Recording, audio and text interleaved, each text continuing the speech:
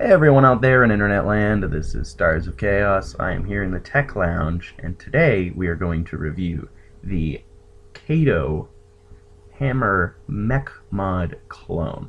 It's a pretty sweet little clone, but before I get into it, I want to do a little up-close segment. I have it all disassembled, and it goes through all the parts and pieces.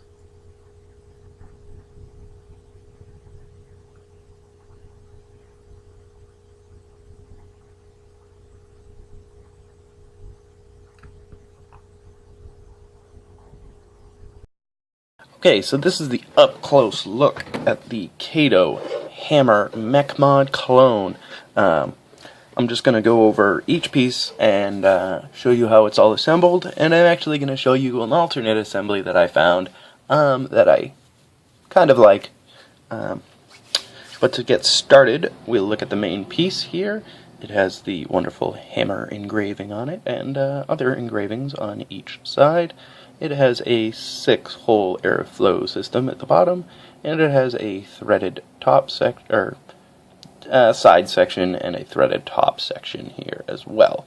Let me get this in focus a little better. Nice. Anyways, this is the battery housing tube. It also has 6 airflow holes drilled on the bottom and an open top. It has these 2 insulator rings around the outside, and this is so that this piece of metal does not come in contact with this piece of metal, because that's what creates the circuit. So if they did touch, they would be shorting and they would burn out your battery. So the tube just slides right into the mod. You can see it only fits in one way, so you really can't screw it up. One thing I do suggest is make sure that your airflow holes are aligned, because if they're not, there is no point to even having them. Next up, we have the locking ring, or I call it the locking ring. This ring slides right in on top of where the battery housing goes. It holds it in place. It is threaded on the outside and on the inside, so that you can screw your button on afterwards. Let me just get this on here nice and tight. Again, make sure the airflow holes are aligned. There we go. Next up, we have our 510 atomizer connection. I apologize if you can hear the ambulance outside. I live on a very busy street. But here is your 510 atomizer connector. It's very pretty. It is a free floating center pin, so as you can see, the center pin moves. This is so no matter what kind of atomizer you screw on there, it will always make a good connection, and you won't have to worry about misfires. So that piece actually screws in right on the side, and it actually locks that center tube in place. So if I was to take the locking ring out and try and pull this center tube out, it would not actually come out. It actually hit the backside of that connector. Next up, we have the button, which I will go into further detail on the non-up-close segment. But you can hear it's pretty clicky, short throw, not a bad button overall.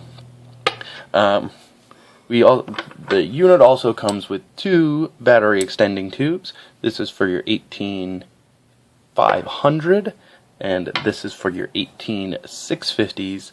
I don't really use 18500s, so I won't really be using this at all for the rest of the video, so I'm just going to put it off to the side for now. I'm going to show you it in your 18350 mode. This is just a regular IMR 800 mAh 18350. I always suggest that you slide the positive side in thusly.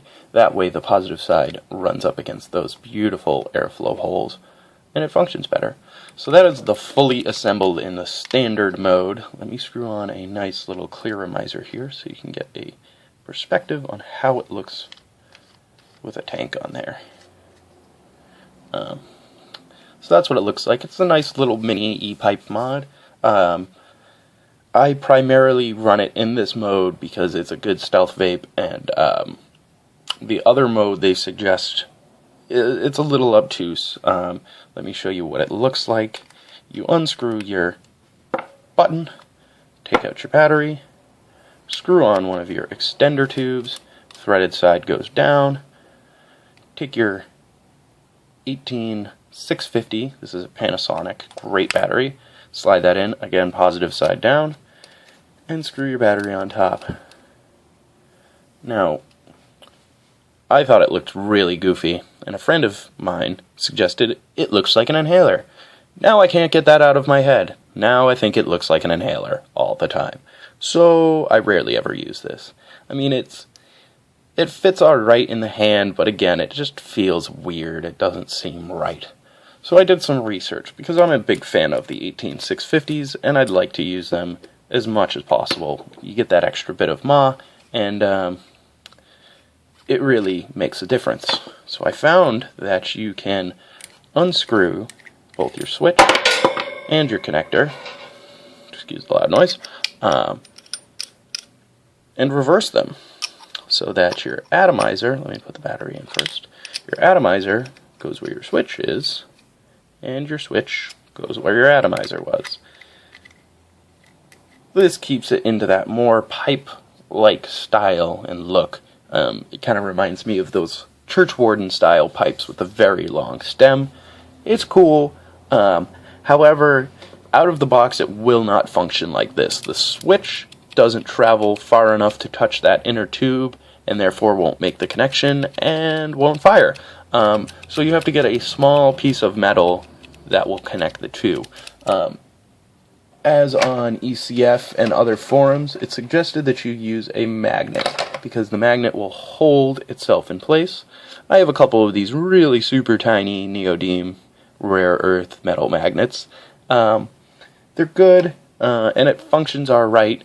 However, I've found sometimes with it like being in my pocket or dropping it, that the magnet will slide out of place and it will actually wedge itself down here. I don't know if you can see that. There you go, down in here. So what it's actually doing is making a connection between this center tube and the outside shell of the mod. This is not good. That basically is the same as having your switch on constantly. So it's just draining your battery and constantly firing. It's going to screw up your coil and probably overheat your battery. So it's not a very good idea. So for that reason alone, I really suggest that you just run it either in the weird L inhaler shaped fashion or just in the 18350 fashion. I mean, it looks better that way and it functions just as good. Just, you have to keep a spare battery in your pocket is all, because you never know if the battery is going to run out or not. I haven't really had it long enough, so I don't know how it's going to drain. It's a Mech mod anyways, so it doesn't have much drain straight out the gate. Really what you're looking at is the resistance on your coils. If they're high, then they're going to drain that battery much faster. It is a Mech mod, so it is really designed for rebuildables. And again, you're going to probably want something with a little more ma than an 18350.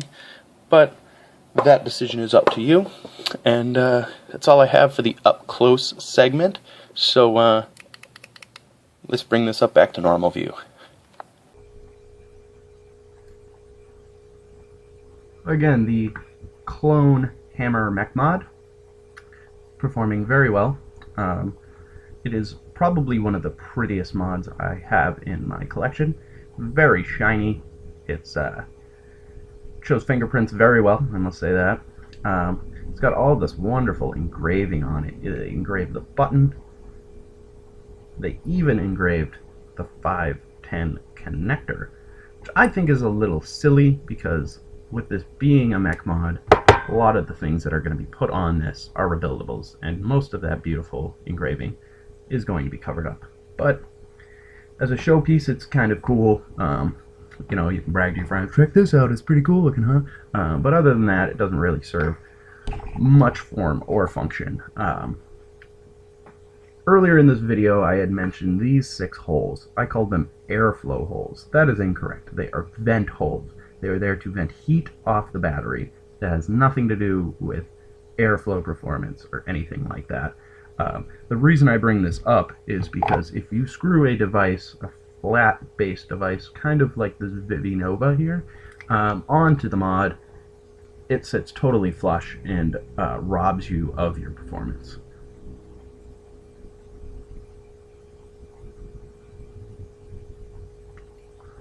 Ugh, I actually got juice in my mouth.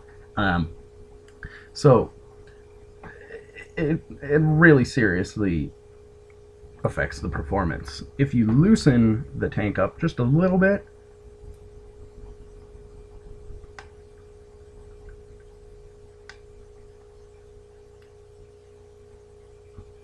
as you can see, performs much better. However, it leaves the tank or clearomizer loose. This is not a good thing, especially if you carry your mods around in your pocket like I do.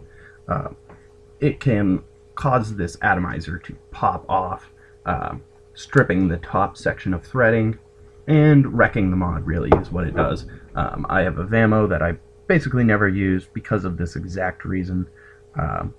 So I suggest finding a atomizer that has adequate airflow built in, and then it's a non-issue. My biggest concern with this entire mod is actually the button. The button leaves a lot to be desired. It's got a very short throw, engaged, not engaged, engaged, not engaged, barely moves at all. It has a very funky locking ring, which, as you can see, I'm trying to take off the locking ring now, and what ends up happening, the whole button comes off. So, especially if you have juice on your hands, it's really difficult. There goes my battery. But as you can see here, the locking ring just spins up and keeps the button from clicking. It's good for if you're stuffing it in your pocket or you're not using it frequently. I rarely ever use the locking ring, but it's good, especially if you're building coils on it or something like that. It'll keep it from misfiring. The button itself leaves something to be desired in construction. I've tried to engage the locking ring multiple times and actually spun the whole button off because this inner screw here, which actually makes the connection, is all that holds this button together. There is also a spring inside the button, so it really, like, when it comes apart, it just bing, flies apart. So it's something to be concerned about. I realize that these issues probably aren't issues with the non-clone version or the original version of this. I believe the original version has knurling on the locking spring, making it easier to get a hold of. I also believe it's reverse threaded, so that way you're spinning it in the opposite direction that the top part of the button spins onto that screw, so you won't accidentally unscrew it. However, for me, the cost is what really made me go with the clone over the original. The original, I believe the cheapest I saw it was $120. This is a lot to spend on any kind of mod, really. A highly machined variable volt, variable wattage mod, maybe I could see justified spending $120 on. But on a mech mod, which is really just metal, just machined metal, it's very difficult for me to want to spend over $100 on any of them. So clones are a nice, cheaper alternative for me and my vape budget, if you will. However, overall, I can't speak highly enough for this mod. It's very heavy, so it likes to sit down like this, which is very, very good on rebuildables, because you want to keep your rebuildables vertical, and without a mod, it's kind of difficult. So it functions very well. I would suggest this for someone who's just starting to get into rebuildables and wants a mech mod, but doesn't want to break the bank. It's going to hold together really well. It's really strong, really heavy. I have no qualms about dropping this or anything like that. I'd be more afraid of actually nicking the nice, beautiful polish they put on this over any sort of damage coming from dropping it.